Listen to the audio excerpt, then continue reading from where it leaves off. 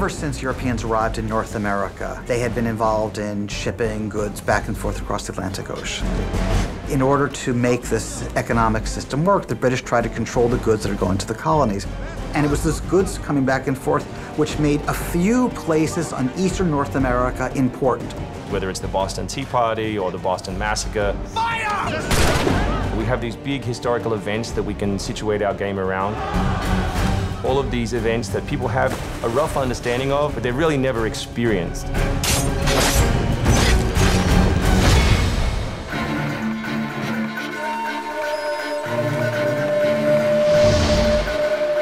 If you were to transport yourself to Boston in 1775, you would see a city vastly different from the modern city that's there today.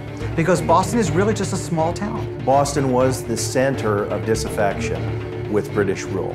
It's the home of Samuel Adams. If you were a rabble-rouser like Sam Adams, and you needed something done that wasn't quite legal, you knew how to find the guys to be in the mob so that you wouldn't be caught afterwards. It was that kind of a city. The British long thought that Boston was the center of the problem, and if they could deal with Boston, the rest of the colonies would fall in line. Boston is the center point of the Revolution. It's where the ideas first circulated. It's where some of the most important moments happened at the beginning and spread from there. When the British closed the port of Boston, that's when the Revolution really started. They couldn't tolerate that.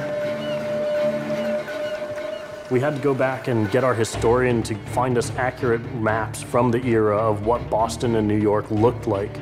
These are actual replicas of the cities. If you're familiar with those cities, you should have that sort of eerie feeling of finding familiar sights. We really wanted to push the animations and just make it look like it's a real living world. As you walk through the crowd, you'll also see animals in the streets. They'd have a pig, they just clip his ear in a certain way, and they'd let him go in the street. And then he'd eat garbage, and then when it was time to eat the pig, you'd go and find your pig, and you'd slaughter it and eat your pig. We've got a lot of new ingredients that just bring a new, fresh feeling to the gameplay inside of the cities.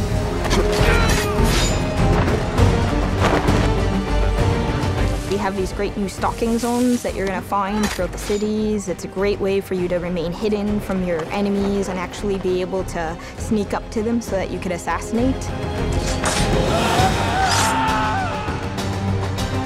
We've got this amazing dynamic weather system in, so we can see not just the time of day passing, but also going in and seeing the same environments, not just in the summer, but in the winter as well.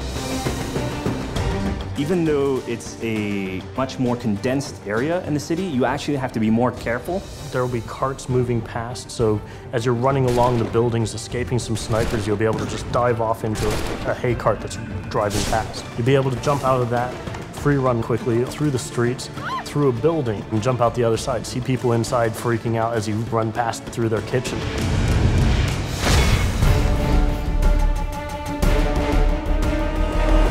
Living on the frontier was extremely difficult. Not only did you have harsh winters, cold, freezing temperatures, in the summer you had heat, humidity, so it was a gamble every year that you were out on the frontier, whether you're going to make it or not.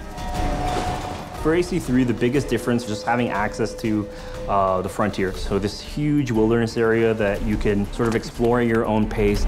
It's a forest, the navigation in a very new environment, and a very organic environment as well. In the frontier, you'll be able to navigate through deep snow, but also snow does impact your gameplay. It will slow down you as well as your enemies. Once we decided that we were going to build the frontier, we realized obviously we need to populate that area. So animals became a very big deal. We have over 24 different species of animals in the game. There's an entire hunting loop that you can engage in. Whenever you're building elements such as animals, you're halfway trying to be real and halfway trying to fulfill that fantasy of what people expect. That's the important thing about the bear. It has to be something that when you see one, you're scared in the game because it's so difficult. Like, we have wolves and you should be able to take them down, but the bear's the big one. If you're a part of the push out into the frontier, you're dealing with animals on your doorstep every day and not many people to help you out. It's a very dangerous time. Games are built around challenge, so anytime you have a risk, whether it's the risk of animals, then this is something that allows us to build gameplay. One of the great new features we have in the frontier is the new tree running. Connor being really fluid and being able to navigate through the trees. The frontier is really our new playground.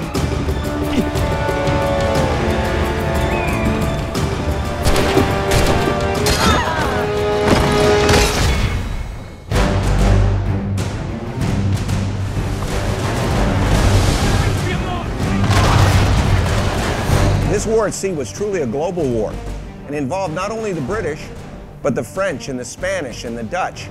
Naval engagement of that period was all about closing the distance. Boarding is the end game.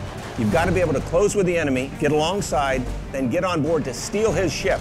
You want to take that ship intact if you can, because that's where you get your prize.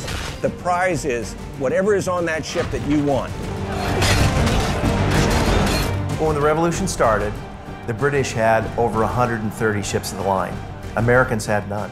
So they had to build a navy from scratch in a hurry. Now the French helped a little bit and donated a couple of ships. But then Yankee ingenuity kicked in and the privateer was born. A privateer is a legalized pirate, a private vessel that operates with the authorization of the government to attack enemy commerce.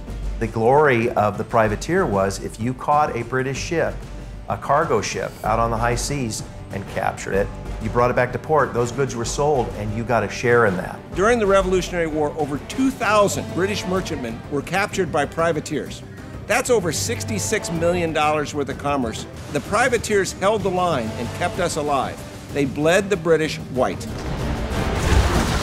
By the middle decades of the 18th century, the British had the most powerful navy in the world. The Royal Navy was very well organized and was very disciplined. The privateers, on the other hand, benefited from not being as disciplined, but being well-trained and very aggressive. It became a real problem for the British because they had to use their warships to guard their convoys. The privateers could exercise a tremendous amount of initiative to take advantage of changes in weather, to sneak up, to use any advantage that they could. A privateer was very much a mercenary.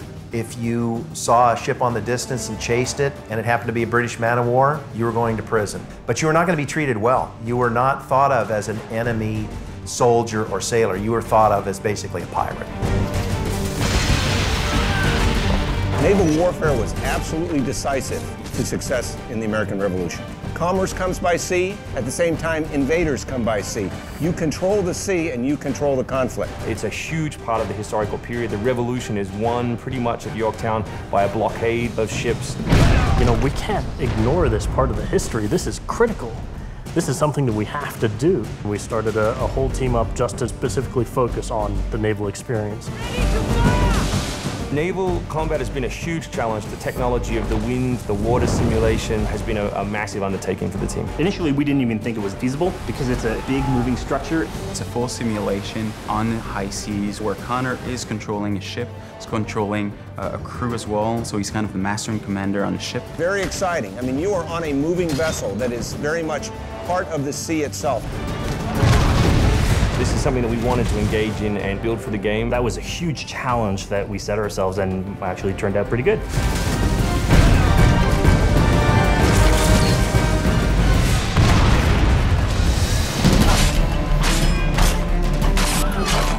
If you haven't played any Assassin's Creed games before, we really think this is a great point to get on board. It is a new story, it is a new character. This team is full of people who love making Assassin's Creed, who are delivering just an astoundingly polished and fun experience. As a creator, nothing gets better. To be frank, it just looks great. Seeing all of this coming together at the end, it's amazing. For new fans, really, this is about as good as it gets. It's by far the biggest and best Assassins yet.